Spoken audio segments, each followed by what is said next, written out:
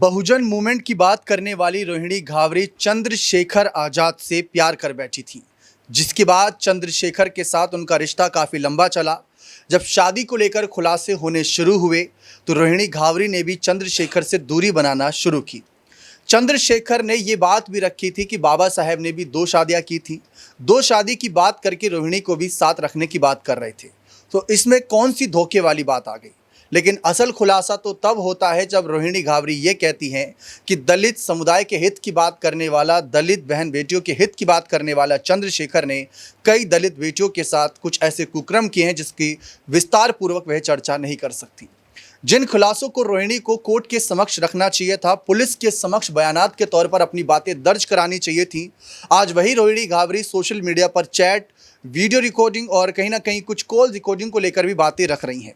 हैरान करने वाली बात यह है कि सोशल मीडिया को ही क्या कोर्ट रूम समझ लिया गया है? क्या सोशल मीडिया पर ही जनता उन्हें न्याय दिला देगी? क्या जनता की बातें उनको हौसला देंगी कि तुम आगे बढ़ो, हम तुम्हारे साथ हैं? ऐसा बिल्कुल नहीं हो रहा। रोहिणी अब खुद फंस चुकी हैं। सवाल है कि बहुजन मूवमेंट की आप बात कर रही थी, चंद्रशेखर आजाद जिसका जिक्र मायावती ने कभी नहीं करा, आकाश आनंद ने कभी नहीं करा, अगर आज भी निशाने साधे जाते हैं तो चंद्रशेखर का नाम तक नहीं लेती हैं मायावती। तो आप मायावती के हित की बात करती हैं, लेकिन प्यार चंद्रशेखर से, सवालात तो उठेंगे। देखिए, कहा जाता है कि कहीं ना कहीं प्यार करते हैं तो ये सब चीज़ें नहीं देखी जाती, लेकिन फिर भी राजनीतिक रूप से ये सवाल उठेंगे। जैसे कि यहाँ पर बहुत से सवाल हैं कि रोहिणी घावरी के अगर आज हम बयान सुने तो ऐसा लगता है कि कोई पार्टी का प्रवक्ता बयानबाजी कर रहा है, या कोई पार्टी का प्रवक्ता सोशल मीडिया के जरिए जो वॉर रूम तैयार किए जाते हैं बड़े से बड़ी पार्टियों के, सामने वाली पार्टियों को कहीं ना कहीं नीचा दिखाने के लिए वही काम रोहिणी घावरी कर रही हैं। सवालात इसलिए हैं क्योंकि हमने चंद्रशेखर को लेकर तमाम सवाल पूछे, उन पर जनता की अलग अलग राय प्रतिक्रिया आई, लेकिन सवाल रोहिणी से भी होने चाहिए। इसी मुद्दे पर चर्चा करेंगे। अमन सर हमारे साथ मौजूद हैं।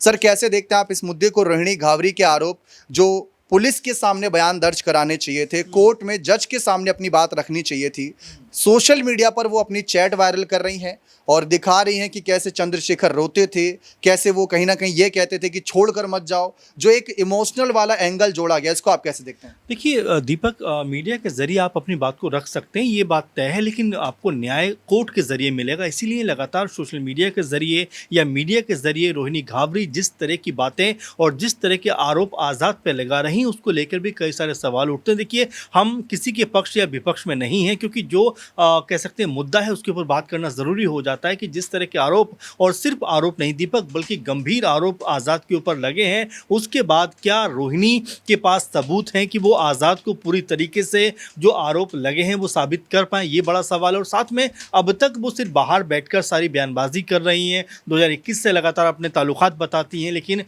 ये भी कहती हैं कि मुझे कुछ पता नहीं था। लेकिन आप देखेंगे तो वेल एजुकेटेड हैं, PhD की है, डॉक्टर हैं, इसके बावजूद भी बिना किसी चीज़ को जाने पहचाने इतनी आसानी से कैसे वो आज़ाद के साथ में रिलेशन में आ गई, ये अपने आप में बड़ा सवाल बनता है। और जिस तरह से वो जो 24 में भी एक बात कह रही थी कि देखिए, मैं नहीं चाहती कि आज़ाद का जो पॉलिटिकल करियर है वो ख़राब हो, इसलिए मैं बहुत कुछ नहीं बोलूँगी। अब आप ज़रा देखिए कि एक तरफ वो ये कहती हैं कि भाई मैं जो आज़ाद के ख़िलाफ़ कुछ नहीं बोलूँगी, उसके ठीक 1 साल के बाद वो कहती हैं कि मेरे ही नहीं बल्कि मेरे जैसी कई लड़कियों के साथ में भी आज़ाद ने उनकी ज़िंदगी बर्बाद की है। तो इस तरह के आरोप जो लगा रही हैं रोहिणी घावरी, उसको लेकर भी कई तरह के संदेह पैदा होते हैं कि क्या वाकई में वो जो है आज़ाद के साथ में जो रिलेशन में थी, क्या वो वाकई में कोई धोखे का शिकार हुई हैं, या यहाँ पर वो आज़ाद को बदनाम करना चाहती हैं? आप देखिए कि जिस तरह की प्रतिक्रिया आज़ाद को लेकर सामने आ रही, कई जगह विरोध प्रदर्शन भी उनको लेकर हो रहे हैं, जबकि मामला अभी कोर्ट तक भी नहीं गया। तो ऐसे में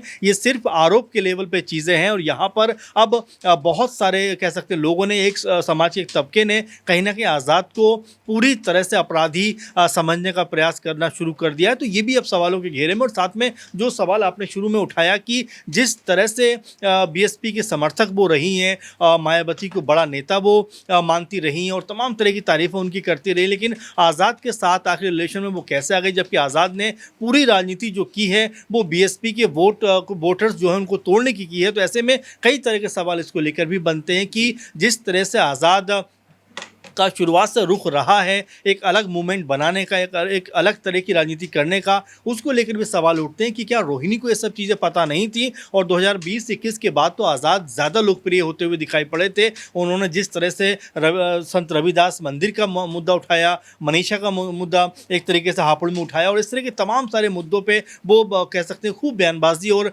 वहाँ पर मौके पर पहुँचा करते थे, तो उनकी लोकप्रियता उस समय ही बनती हुई दिखाई पड़ी थी। 24 में यही लोकप्रियता उनकी वोटों में तब्दील हुई और एक बड़ी जीत यहाँ पर मिलती हुई दिखाई पड़ी दीपक। और यही अब सवाल बनते हैं कि क्या रोहिणी अब यहाँ पर आज़ाद को वाकई कह सकते हैं बदनाम करना चाहती हैं, या उनके पास में पुख्ता सबूत हैं जिनकी बिना पर वो आज़ाद को एक तरीके से गुनाहगार साबित कर पाएंगी।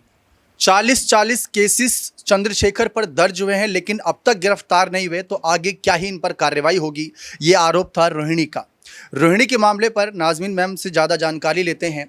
सीधा सवाल, क्या आपको लग रहा है चंद्रशेखर दोषी हैं या नहीं? देखिए, हम किसी का पक्ष अभी नहीं लेना चाहेंगे जब तक कि इस पूरे मामले को लेकर सच सामने आ नहीं जाता है। लेकिन देखा जाए तो आज़ाद समाज पार्टी के जो मुखिया हैं चंद्रशेखर आज़ाद, ये आरोप लगे कि चंद्रशेखर आज़ाद पर सवाल तब से उठाए जा रहे हैं जब से वो सांसद बने हैं। उनकी लोकप्रियता हज़म लोगों को नहीं हो रही है, डॉक्टर रोहिणी घावरी को नहीं हो रही है। लेकिन रोहिणी घावरी की बात करें तो सोशल मीडिया का जिक्र जैसे कि आपने किया कि लगातार पोस्ट किए जा रहे हैं, क्या सोशल मीडिया के ज़रिए इंसाफ पाने की जो मुहिम चलाई जा रही है, क्या ऐसे इंसाफ मिल जाएगा?